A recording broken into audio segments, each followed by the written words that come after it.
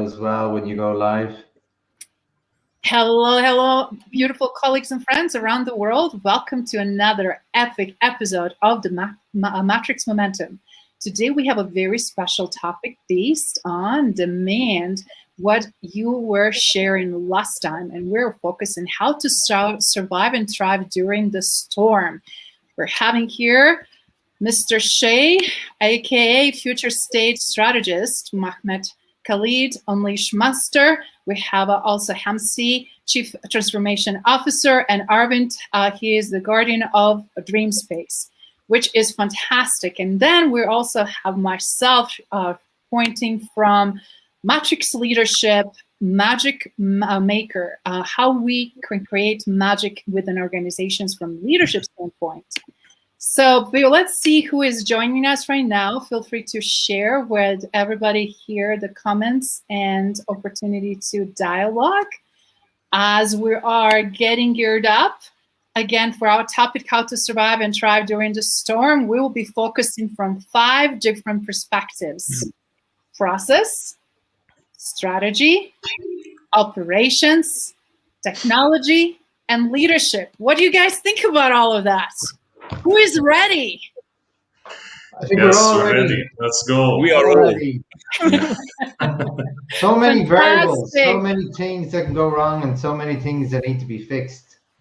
Oh my goodness. We have a Peter joining, saying hello. Hi, Peter. We're super excited you're here. Let's see who else is joining in the next few minutes so we can get this party started. But we have a very interesting case study, and the reason why I wanted to bring this to your attention, what happens in the world that we're in, right? In this particular episode, number 2. We have a case study on a construction real estate company with over 200 million in assets.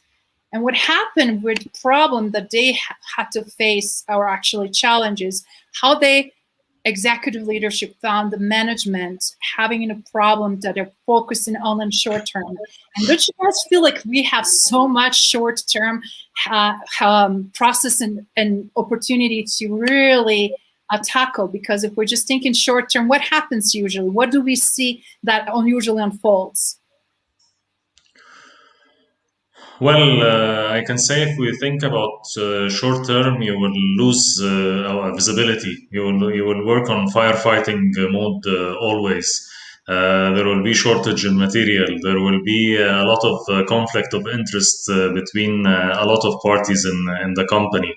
Lack of communication, a lot of problems. What do you think, Shay? Yeah, well, see, when you're talking about these type of companies, they really need to understand macroeconomic scenarios. They need to be really thinking forward ahead. They need to have a strategy. They need to know what's coming around the corner, because those markets can be so damn fluid. They need to be prepared and have their whole supply chain end to end balanced all the way through. They need to be ready. So spot on, because of so many people are heavily focusing on the past expertise. They did not really focus on the new skill sets, right? And obviously did not focus on what is possible in terms of improving execution and planning. They had a very poor grade on that, but the compliance, it focused so much on compliance that they lost insight on what is really happening with their people. As a result, the organization cultivated obviously in need, and they recognized that they needed to cultivate better structure and infrastructure within an organization. And I'm curious, what happens when you grow, when we experience the growth within an organization that is not very well planned and very well set up for? I'm curious from a technological perspective. Do you mind, Arvind, share a little bit about from that perspective? Sure. Thank you. I think like in terms of technology, you have to think very in short term, because it's rapidly changing. And especially in the real estate and construction industry, they tend to choose a technology, and then they stick with that for like 10 years, 20 years of longevity. And that's really a difficult thing, because technology is changing. So technology transformation is a journey, not a purchase. So that's what they have to really look into that. And that's and of course in terms of, there are technologies which are part of the process, and there are technologies which are part of the product, and that's that they have to look into it. There's such a change in environment, Aravinth. It's like I find technology over the last while is really gaining speed. It just gets faster and faster all the time. How would that look like on the ground? So if you're looking at a piece of software and to solve some problems or to make things easier, what does that look like for a company so they can think like strategically when it comes to like that transformation? That is excellent. Basically that's what, the most of the time a decision maker in a very top level decides, okay, this technology is going to be useful, rather than thinking in a very social way, whether would every employee who is going to use it going to be unlearning what they already use and relearn something new. And that's why they need these companies. They need some form of a transformation management office. Like these universities, they have a technology transfer office like that. They need to have some kind of a internal training office, the management office that can actually train employees. And that's it's an ongoing process, and it's not just there's no start and the end. I totally agree. Especially, I think, from the strategy point of view, many organizations, they got deceived by many things. And I speak from an humble experience about the strategy. How can organization face disruptions or risks? So the first thing that they can do is identifying the risks. So for instance, the ecosystem from supply chain point of view, they have to look into the total supply chain, from downstream into the upstream, identifying all kind of risks. This is number one. Number two, assessing, after identifying the risk, assessing all kind of risks that they have. For instance, giving it as a rank, the possibility that and the probability and the impact of the risks for this whatever in each node in the supply chain.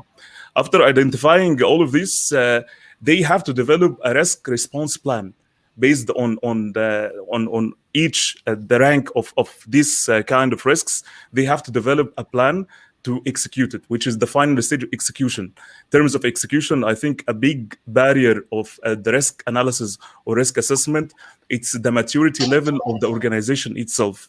So sometimes organization, they come and they look and even they select not the capable people for doing this assessment, and they end up with a huge and massive uncertainty coming with disruption.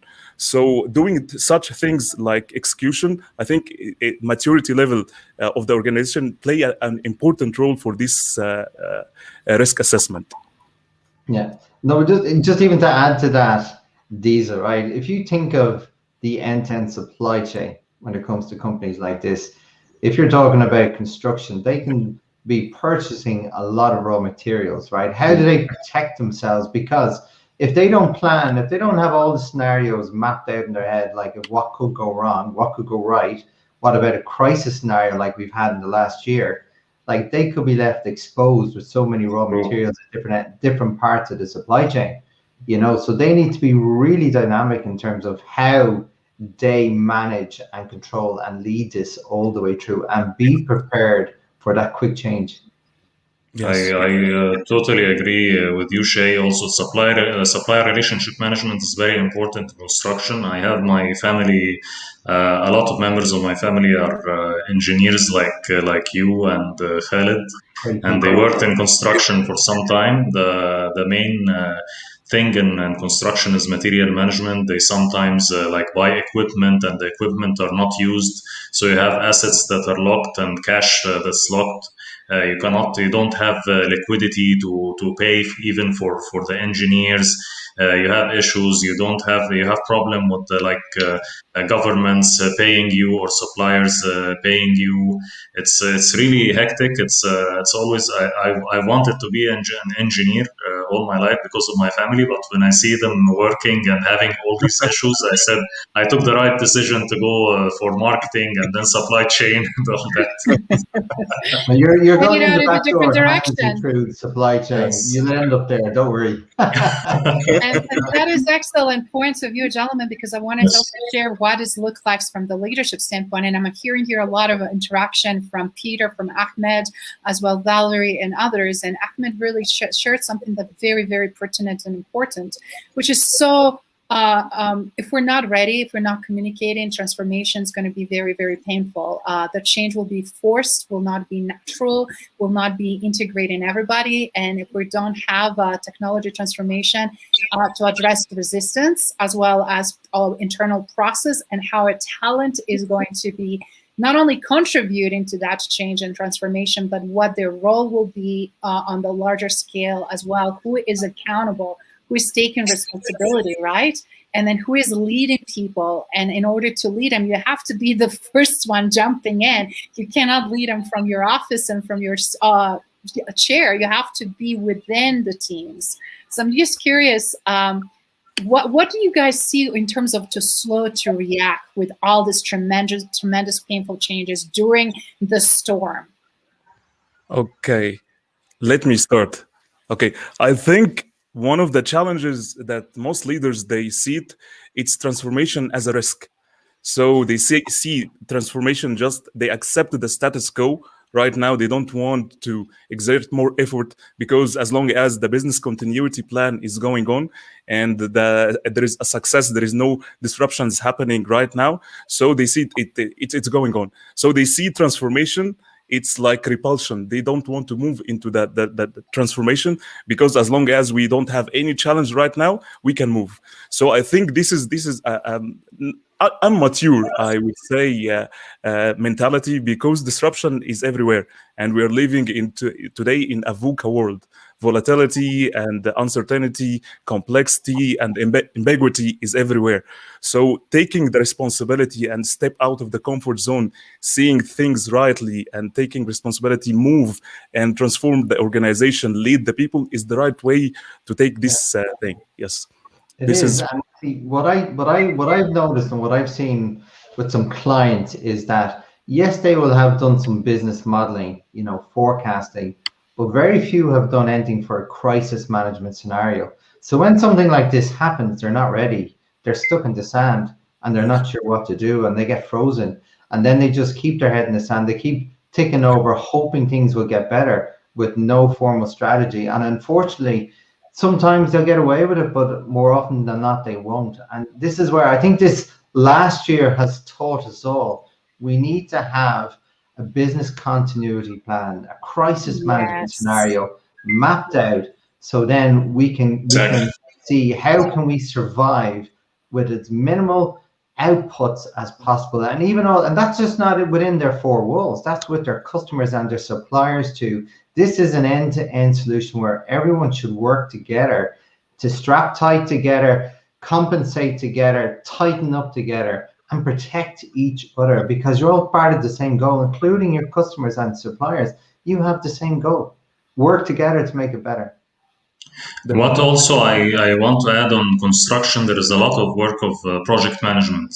So you must measure the time, because you have the time to submit the project and weigh the cost and the quality, because also you have audit from the government, from other entities on the quality of what you are going to present. And because also you have a lot of tasks and the project, you need to define the critical path. You need to work on lean, as you know, Shay, and you need to try to cut off the activities that are not helping the project and not helping submitting the project on time. We need to have like a receipt chart: who's responsible, who's accountable, who should be consulted on this, who should be informed. This really helps what I've seen and what I've practiced in project management, to define the responsibilities and the accountabilities, and this really helps to deliver the project on time. And it's so important what you just shared, because we're seeing so much silos, don't we? And as a result, everybody's kind of working on their own, and they figured out their own priorities, but they're not looking overall organizational priorities. And as a result, what do we have? We have frictions, and we don't have a really fully fledged commitment as well as solution that's going to serve overall organization. So again, it doesn't start from the leadership, and that if you don't bring not only top leadership to conversation, but if you also don't bring people that are in trenches and working day to day into conversation to share their point of view and things they're finding to be challenging, transformation doesn't happen, because it's a lasting process across the whole organization. You're going to have somebody who is already on the peak, right, very top, and somebody who is still struggling down on the bottom and trying to catch up.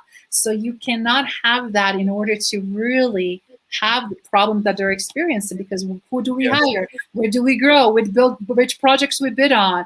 How do we also solve the problem around cut supply or a loss of some of the employees? I mean, all the shebang in this particular scenario, right? Anything else that you gentlemen wanted to share? When is the opportunity or to improve when you're slow to react? Because right now we're seeing so many great comments here from our audience. We're also having Doreen joining us and sharing her point of view. Thank you, Doreen. We love you, and it's great to have your ongoing support. But also we have a Peter obviously saying that is very important as well, Dr. Yusuf. And I love what he's sharing here is that the business continuity and risk and crisis management policies should be in place and be part of the strategic management. You know, and I want to reflect on what Hamamsy said about the RACI model, like in project management. Businesses can learn so much from projects and how to run projects formally, because, you know, when you start a project, you do a risk assessment, right? Yes. You do risk strategy. So you try and brainstorm all the possibilities that could, we call it the Murphy Law effect in Ireland. What can go wrong will go wrong. It's going to go. We rate the risks. We see, well, what's the possibility of this happening? What's the rate of detection, severity, and occurrence? And then we plan to mitigate the risk. And this is where projects can be so dynamic and so quick to turn around, and businesses can really learn a lot on how to think like projects, because there needs to be risk. This needs to be like fluid and dynamic all the way through. Things need to be done all the time. You cannot take your eye off the ball. And that's where I think projects that can be really, really well run projects do this really well. Yes, exactly. So I have two things also to be added. Number one, it's I see it from my point of view, it's the lack of entrepreneurial mindset from the leadership. So if you want to have a transformation, or if you want to respond quickly, you have to transform yourself firstly, and then you can move into the organization, because you cannot change anything unless you change the way you looked at things internally. So first, this is what I'm saying. It's all about the internal game. It's not outer game. So and I love what Albert Einstein said. He said that adversity introduced the man to himself. So when the strike happens, knock the doors, it will show who is walking the talk and who is not. So transforming and moving into the entrepreneurial mindset, I think it's one of the essential things that leaders should look at it. The second point, it's about listening to people, because when the adversity comes or any risk happens into an attack the organization, leaders, they got overwhelmed and they got shocked. And at this point, you have to separate your emotions from the problems. So listening to people, it's very essential, because just not have this kind of ego. Listen, because if you're leading a company with thousands of people, imagine if you have thousands of ideas. Let's say 2% from them is effective to overcome this risk. So you can listen to them. You can don't underestimate their voice. So one of the things, listening. This is about how this is the 2 points I would say they can help the organization to react very fast, from my point of view. That is very, very, very good point. And again, who do you listen to? Who do you, again, bring to the table to have a conversation with? That also brings inclusiveness. You have to listen from all different layers within an organization. If you're not including different stakeholders, depending upon what they're trying to accomplish, you're going to always make a decision from very skewed point of view. And that is why we're also having too rigid organizations to make a change. Like in this case, they were slow to react. The other problem they were having, they were too rigid to make a change. So do you mind sharing a little bit from that perspective, as we're hearing also here great comments from also Cooper joined us here again. You love the quote, don't you? Thank you so much. Thank you much for referencing Mr. Anderson. Yes, and we're fully back. And also I wanted to share that Valerie is echoing. That is exactly listening the key based on her experience. Thank you, Valerie, for letting us know. And Peter is being quite active here with a lot of different points of view, including how we also need to be throwing in some ethics here for that integrity and growth from the leadership standpoint. And I'm 100% with you, Peter, because if leaders are not visible, if they're not showing up in times of crisis, then and if they're just coming in at times when it's good, when we need to celebrate finished project and cut the ribbon, then it's not effective leadership. And frankly, people will not anymore listen to those types of leaders. So we definitely need to make a change. So let's take a zoom quickly on this rigid points of making a change. Why do you guys think rigid points are happening? What is lacking to drive those types of controlling decisions and push and pull between different teams and leaders within an organization? Well, there's a number of things, right? If you start at the high level, right, you could have a strategy. If your strategy is a tunnel vision strategy, people are just going to drive to that mission. They're not going to see what else is coming into their peripheral visions, right? So the strategy is the first thing that I want to talk about. The other thing is ensuring you know in your business, you talk about rigid in terms of process, right? Rigid in terms of metrics, rigid in terms of not seeing something outside of your area. So while you can be functionally excellent, where are those sweet spots? Where do you have to be aligned? Where do you contradict where you should complement? So it's so important for me to know those sweet spots between each different function, so you're cross-functionally excellent. So you've got cross projects working, so end to end, because many companies think in silos. You know, like you have a sales team in one area thinking, okay, we have to meet targets. You've got a marketing team, see, we have to get leads to sales. But then what does that mean in terms of supply and demand and how things change? Because if you're forecasting X amount of sales, then that you have to predict how many materials you need to purchase over a period of time. But if you're not communicating the changes quickly enough in the marketplace, what happens if your personal department just still think they need to supply when they don't? So the whole point for me is knowing those touch points where you need to be able to cross communicate where you want to be in a month or 2 months time. Yeah, I totally agree with you, Shay. And I think also in construction, the brand name is very important. You have to meet, like we said, the quality. And when you give a project, the word of mouth will get you more and more projects. And I think also one of the complexities in this area is that you work a lot in tenders. And we know tenders is based on providing the best price. And sometimes you lose. So that make it a little bit hard to forecast for, especially in construction. Sometimes you are bidding on a tender, you lose it, so you bought some materials, so that's why you have a high stock of materials. So you must study the market very well. You must know the competition. You must have a market intelligence. You must understand. Try to find out how your competitors are doing. What are their strategies? What are the prices that they are offering? It's a big market. Again, I am happy that I'm not an engineer. and I just have to say, and add to that, from point of marketing, you also have to work very closely hand in hand with sales, right? If sales is selling something, and how is it selling, what they're promising, what they are sharing about either property or location or value proposition, and things are not in alignment what really they're going to receive, then you're going to have a lot of complaints and people really not liking it what actually they will in the end get. it's more important, regardless we're doing with commercial or residential real estate situation. In this particular was case study was residential, but they were undertaking so much and or blended, where will be buildings with residential and commercial use on the first floors with the stores and whatnot, and being understanding the value proposition for future residents and the future buyers, and understanding what end user truly wants and desires, what's important to them, right?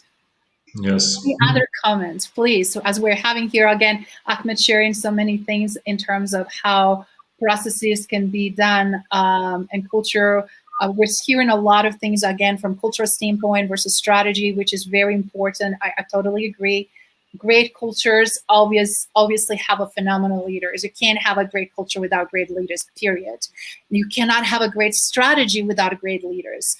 In order to have that, those are two things that you have to have, and leaders have to allow different points of view and allow to learn and continue to challenge their position of key points, as Shay was mentioning earlier, as well as Mr. Hamsy. So I would love to hear from this standpoint, what happens from technology when rigid decision-making is happening in resistance to the change, how that impacts you, Aravinth, in your scenario.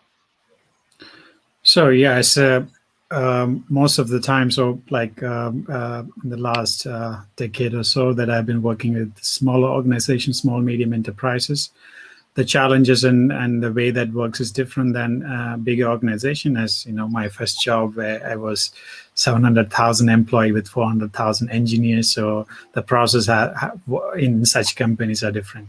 But what I see in any form of a leadership or strategy, any kind of a decision making, even if the leader is thinking not emotionally, even if the leader has a lot of people on the table giving points, most of the time they take decision based on their kind of a feeling, not based on informed decision based on numbers or real numbers. It's an assumption, and they don't have the right tool most of the time tracking certain things. Of course, it's difficult to track some happiness or non-quantitative stuffs from humans, but a lot of things, like as you said, like we're talking about the sales team would not know that they have large, tons of some material that they bought because they don't have the smart inventory system that could tell them the right number. They just, everything is in a black box, goes in and goes out without really understanding the right state. And that's why I see that, the organizations and leaders, when they want to make informed decision, they need to think like scientists, not like, religious leaders, but they need to think like scientists. And they have to take decision with human plus the number or the data. Based on that, they have to come to a consensus, not because they feel this is, it's good. And so that's what I would say, like, and since they don't have those right tools in right place, and they just take kind of a so-called intuitive decision, which is, can be influenced by your mood of the day, simply. And just to add to that, like some of the challenges I've seen with companies and technology is they get these complicated, intricate ERP systems, right? But they don't know how to use them properly. They don't fully understand them. They don't have the on-site knowledge to utilize them properly. And therefore, they don't understand what the information is telling them. And then I often see an example where they either oversupply or undersupply, because they don't have the expertise to use it right or understand. These systems are so intricate and complicated in the background, like knowing what all these fields stand for and how they interact with other fields in the background. And then per decisions is made, they don't have them aligned, they don't set them up correctly. That's a challenge I see quite often. That is a fortunate, Shay, and you spot on. And if you don't track right things and you don't track them consistently, you're not going to have it reporting correctly, and it's not going to impact much of decision making that needs to happen, as Aravinth was sharing. But in the same time, who is seeing it? Who is really that taking that in consideration to drive decision? And how often we don't see that coming to forefront between leadership and strategy in those conversations. we're also hearing quite a bit here. We heard from Gontrad, we heard from Peter again, Cooper, and what they were talking about. Then again, it brings back to point how businesses and policies are also sometimes cumbersome in creating issues as well as culture that is disconnecting all of that. But as a result, what we're seeing so much risk. And Aravinth already touched what that looks like in technology. So please expand a little bit more. When we have uncalculated risks, right now we have a perfect storm that happened in the last 12 to 14 months, depending what part of the geographic region you are in the world. And some people are still in this eye of the storm. Some people are exiting, and some people are actually they bypassed. So why do you think in this scenario, what could possibly happen to really shift that and as a result, overcome this poor risk, not only assessment, but also awareness and as a result process to improve it? I think in the middle of the storm and when it started, for example, for the COVID, I've seen a lot of companies, they were focusing only on like the 2-3 months ahead. Everyone was not knowing anything, and a lot of borders closing, everything. So we were focusing about what we call the execution phase, like the sales and operation execution, the 2-3 months ahead. We don't know what's going to happen and all that. And companies, of course, who are not like present and on e-commerce or this, some of them, they went out of business totally. So this was a part of what you're saying. Some companies, like they fade out and crashed out of the market, although they were very big, but they were not prepared. Some even they had the presence online, but they did not have the fleet to serve the orders. So there was a lot of backlog orders. They lost a lot of customers to competition. So all this because there was no risk assessment. Nobody has put like this one strategy or this what happened suddenly that this pandemic hit and nobody was ready with the contingency plans. This is what really I saw was very clear during the pandemic. Exactly, and I think also one of the major reasons is developing the sense of urgency. And most leaders, they have to balance between the speed of the decisions and how it will be precised. So they have to balance between both sides, the speed and the precision of the decision itself. And as we spoke before, it's about how you react quickly and don't just accept the status quo and let the flow goes, because sometimes the uncertainty came and attacked the doors, and leaders, they just turn a blind eyes in front of it. So just moving and develop this sense of urgency and this sense of responsiveness. It's a very, very, very massive key to develop this kind of leadership and to move into the right way and the road for business continuity plan, I would say.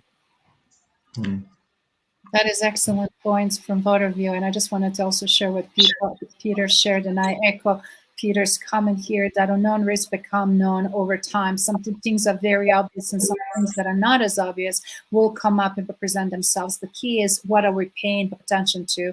Are we monitoring? What are we monitoring, right? And then also how we're communicating, what we're sharing with others. If we're not sharing pertinent information with different functions within an organization, that's going to be also impacted. And we're just focusing, let's say, on operation only, and excluding sales and marketing and leadership team, as well as technology team, for example, then we're really setting them up to operate in crisis, and we're pushing the whole organization backwards instead of forward. Any comments, reactions about that? True. I think we should not, by any means, disregard the macroeconomics. This is what happened, that we did not look at the macroeconomics. Like, for example, this we had like 100 years before a pandemic like this happened, and people were hit, and it was massive. Also, like the Spanish flu. So this happened like this. The risks, like Peter is saying, is known. It happened by time. Tsunami comes every like 50 years or something, this happens also. So this kind of contingency plans, it should be placed, and people should take it seriously. The problem is, with you go with time, you have a very high, for example, target in the year, and people they disregard any risks. Just get the numbers, just go for it, and don't tell me about risk plans. Just put the risk plans in the drawers. We don't have time for the risk plans. Get the numbers by any means. I don't know how you're going to get it. I'm not going to discuss it even with you.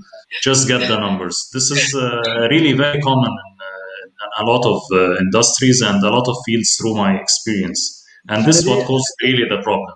Yeah, and I totally agree with everything you said there, Manzi. Like, and I see it all the time, because people think they can get by on things they've always done. You know, they think they can just keep doing the same thing and get the same results, but things change. And like, one of the great examples I like to share is like Blockbuster. They destroyed all the local video stores back in the day because they used supply. They had assets. They had multiple copies of the new releases, and they killed the small video stores. And they were riding the wave. Like, they were really successful. And then Netflix came along, and Netflix tried to get investment off them, but the leader actually said, look, people want a video. They want to feel something. Like, they had all the money. They were like a multi-billion dollar company. Netflix were a $5 million company at the time. And they said no to Netflix because they didn't want to see what was next, you know. Exactly. And they got caught. They got stranded in the dock. And that's just one example. Kodak is another great example where they were a household name, you know. They were writing white papers on what was coming next, but they didn't have the execution. They knew online video and image storage would be the next big thing, image sharing, but they got their strategy wrong, you know, and Facebook took that market. But like, there's so many great examples of not seeing it through, because the strategy, you may know what's coming next, you may have a vision, but then you have the planning and the execution. It's not just about knowing, it's about doing, and doing well.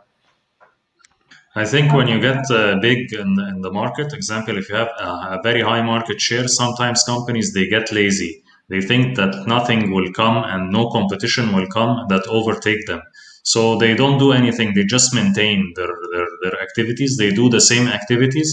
And this is the risk, and this is the problem also. Another example is Nokia, for example, when they were controlling the market, and suddenly came Apple and the new phones and the smartphones, and they were saying, no, well, what's the smartphone? We are the leaders, and we nothing will happen, and then they are history now. And this is what we need to see more of, that great leaders anticipate what is coming. They're not just being reactive, they're very proactive. In order to anticipate what is coming, you have to constantly keep a pulse, not only what's going on in your organization, what was happening on a global scale. And the fact that so many organizations didn't even have a very good, solid risk management plan, that they never even tested out, or that people didn't have no idea what roles they're being assigned to, because they were shuffled down somewhere, you know, in the cupboard, collecting the dust, or somewhere in an archive on their desktops. Reality is, when things happen so fast. COVID is just one quick example to show where we're at, right? But where we need to be. And that is that quick, agile change to the market and willingness to go with the flow, not to resist, and have the different mindset. And if culture cannot create and cultivate that, transformation cannot happen. Definitely not for long term, because transformation takes so much effort and takes so much willingness to put into time and do the due diligence. And I really like what some of the comments I'm hearing here from Cooper, Asaf, Ahmed, and Peter. All of them are kind of in the same line, that obviously it's a very tricky at what we've been collecting, and are we collecting the right thing, and are we sharing the right thing, and as well are we making decision based on the right thing, and that cascades so very quickly reversely. But also we're seeing some amazing changes that some companies are actually blending together and doing, like we're seeing a lot of phone companies, like a partnership with Verizon and T-Mobile, for example, or I'm sorry, or is a Sprint, one of the other. We're seeing also, how can we get a bigger market share How can we actually pivot? How can we get a better networks? How can we combine what we have very well done on our end and what you guys doing on your end, and how we can replace things that we're actually not as good at, and how we can create a phenomenal model. Now we're seeing more than ever mergers and acquisition, and like this case study with construction, we're seeing a lot of companies that are actually looking up to a larger portfolio companies to partner with, so that they're not losing their craft and what they're good at it, yet able to deal with someone who maybe have a better finance or has a bigger visibility or has a new market that they're interested to open to. So we're seeing also this on the large global scale. So any other comments in the closing, gentlemen, to ride this perfect storm from survival, since we've addressed that, and now to thriving? Well, I think one of the key words for me is flexibility, right? Mm-hmm. And the other word that you mentioned there in your lines, Izabela, is partnership, right? Because if you're looking at these supply chains, it's not about you and your four walls. It's about supplier partners and customer partners. It's the same chain. That's what, if you want to keep a chain strong in tough times, you work together. It's not just about you. It's about who's in front and who's behind you. And I think one of my favorite examples in that is Red Bull and the Roche Group. When they combined together, Red Bull knew they had a great product and they had got distribution. So they partnered with someone who did and got them access to the market. So that to me is how you do these times, through solid partnerships. Love it. I totally agree. Yes. So I think also one of the process that should be followed, it's looking at the risk from another perspective. So how, firstly, you can avoid the risk. What is the possibility? How you can avoid risk? How you can put this kind of risk assessment plans? How you can brainstorm with people? How you can interview? How can you listen to people? And it depends on the organizational direction and the probability of the risk itself. They can take a decision accordingly. And maybe sometimes they could accept the risk because the risk probability is very low. So we can live with acceptance of the risk. So there is no issue. So this is a decision. And maybe it could be like transferring the risk. I'll give you an example, like importing and exporting. If you have political situation, some challenges like pirates, all of this stuff. So you can change the Incoterms of the prices instead of just doing no insurance. You can make it as CIF. So these kind of things, you can transfer the risk instead of doing or losing the goods and bear all the cost of the goods itself. You can transfer. You have many strategies to look around. And lastly, but not least, I would say it's how to mitigate the risk. And mitigating the risk here, how you can work with people, how you can train them, how can listen to them, how you can develop a real strategy that can be followed, so you can reduce the probability of happening this risk. And let's be very frank, uncertainty is everywhere. And even if you do your best, you never know what will happen tomorrow. So resiliency, it's the second step of after risk assessment. If the risk happens, how you will respond to this. So resilience, I think it's one of the important key for leadership at the same time. True. 100%. Just add very small also, like Shay said, there is also like collaborative planning, forecasting, and replenishment. Some companies go for that. You are collaborating on planning. It's open book between the two companies because you have a strong relation with your customer or your supplier. So you're planning together, you're forecasting together, or control over inventory, or going to cut the inventory costs, all that. This also creates a higher visibility. So this is also part of how to thrive in the storm. Exactly. And let's hear from Aravinth. Aravinth, please. What is so I think, like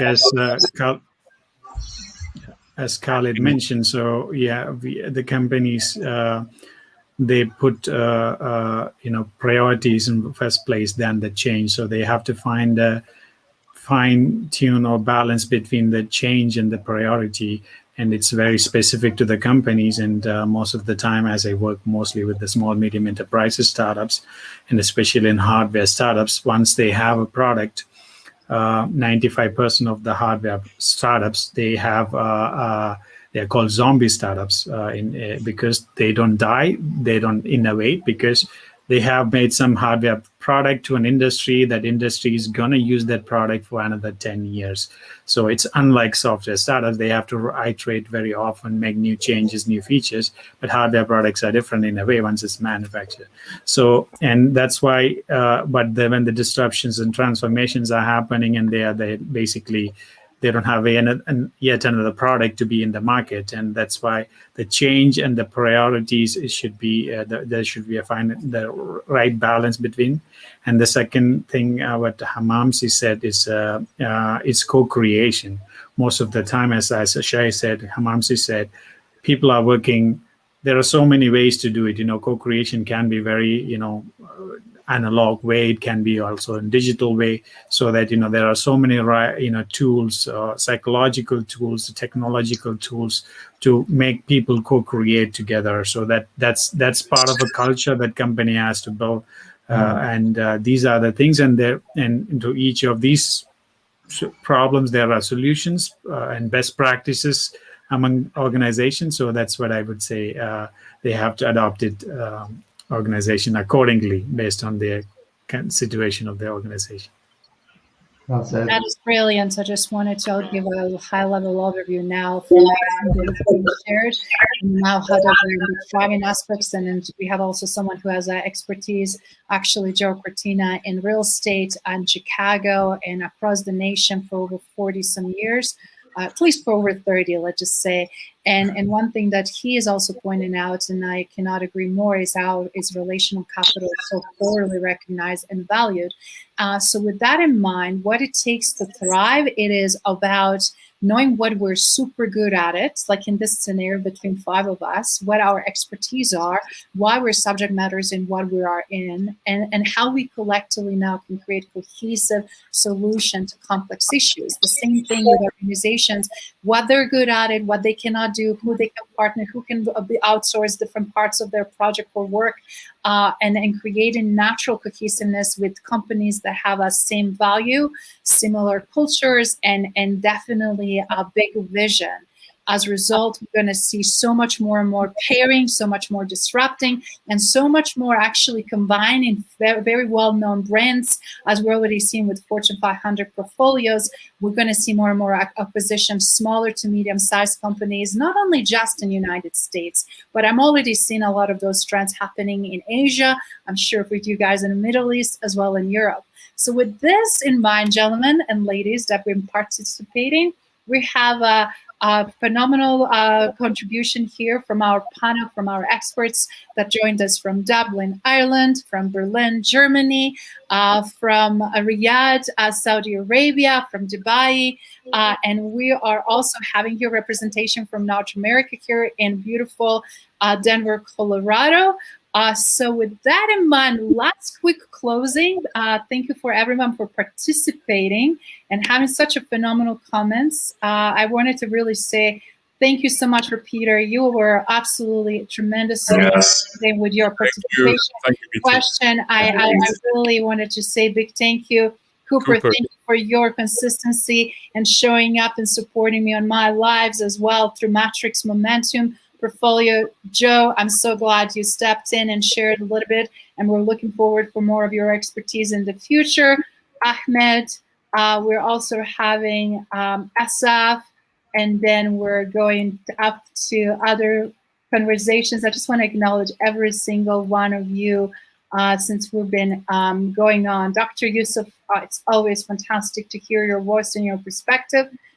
He is joining us from Canada. Gontrad is joining us from Madagascar, one of my islands that I cannot wait to go and visit. Great to hear your perspective. And everybody else from Valerie, Doreen, and everybody else. So, ladies and gentlemen, we're going to be back next week, next Wednesday, same time, same place, with a different hot topic. And if you have any questions you want us to address, please let us know. And I'm going to turn quickly to my fellow Matrix team members to say one last thing that you want to leave the audience with, either in one word or one sentence, in order for them to get in that thriving mindset. What did they need to keep in mind, or what they should do more of? So let's go with Shay. Shay, please. Well, you got to keep your eye on the ball. Like, you got to keep your eye on the prize always. You got to know what's coming next. Look forward. Always be moving forward. Brilliant. Khaled. Yes, I love to say it's better to be prepared for an opportunity and not have one than have an opportunity and not be prepared. So be always prepared. Brilliant. Love it. Hamsy. Collaborate. I would say collaborate, especially in this time of crisis. You have to be open to collaborate and let go of any ego, even if you're a strong brand or something. Yeah. Absolutely. Aravinth? Yeah, so as a transformation, I would say it's a journey. It's a long-term process. It's not a one-time purchase. So you have to go with that process for the real transformation. Brilliant. And I will then close with one thing that you have to learn in order to lead. You cannot just lead without learning. So continue learning, leading, and collaborating. As already it's been shared, it's going to just naturally happen, and all the great other opportunities will present themselves. So if you have any questions and wanted to learn more about what is coming with Matrix Momentum next, what topics we will be tackling, and also who we will be working with, please send us a message, and we'll look forward to all of your comments and participations in the future. Thank you, guys. Thank you Thank all. you, everybody. Thanks for Thank you. tuning in. Thank you. Thank you. Thank you. Bye.